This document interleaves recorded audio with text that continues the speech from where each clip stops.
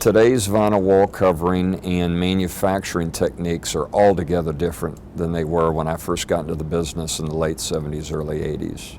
Water-based inks, safe practices with strict accordance to EPA guidelines are enforced.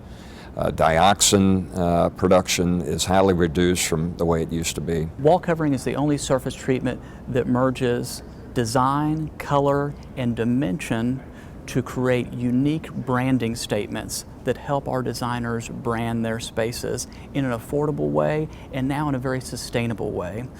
Before, there were competing claims out there. We might be low VOC, we might be a natural product, and the designers had problems cutting through all the clutter of environmental claims there to make sure that they really are selecting an environmentally sound product. And what NSF 342 does is it merges all of that into a multi-attribute standard. Today, designers and architects are able to choose products that fit to the needs of their client, whether it be just a textile experience that a little bit different than in a vinyl. You can touch, you can feel it, and they have the opportunity to buy something that has 100% post-consumer content. It has antimicrobials, it could be an FDA cleared technology. There are just so many new options today for the same price. The benefits, they're getting so much more, and it's good for the environment. And today, the new thing about vinyl wall coverings is that they are highly sustainable. Vinyl, by virtue of its durability, has a long life cycle. That's vitally important. And vinyl, like many plastics, can be recycled, which is an absolute key to the formula for environmental sustainability.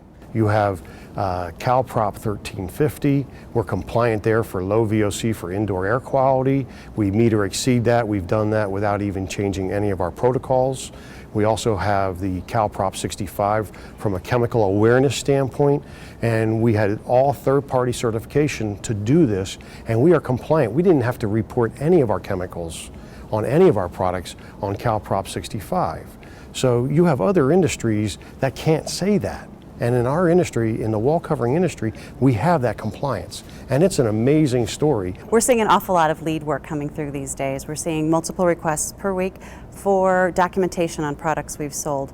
Either the contractors or the architect is looking for information on recycled content, or they're looking for information on the proximity of the manufacturer to the job site. In some cases, they're even asking us for information on rapidly renewable content. And we feel very comfortable as an industry that we're doing the right thing for the next generation, for all of our children, because this is the future of this world, is to make sure that we have the least amount of impact with the most amount of opportunity for future generations.